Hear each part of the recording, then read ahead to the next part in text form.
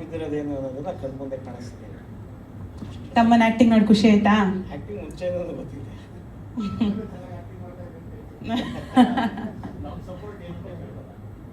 Sir ನಮ್ಮ support ಅವರಿಂದ ಎಲ್ಲದಕ್ಕೂ ಇದೆ ಸರ್.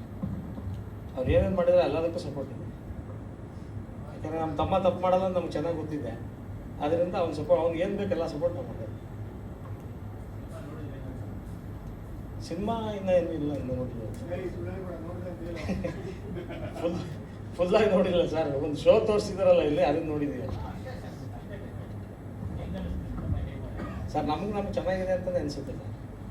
ಆದರೆ ಆಡಿಯನ್ಸ್ ಆಗಿ ನಾನು ಅವನು ಗೊತ್ತಿದೆ, ವಾರದಲ್ಲೇ 3 ದಿವಸ ನಾನು ಪಿಕ್ಚರಲ್ಲೇ ಇರ್ತೀನಿ.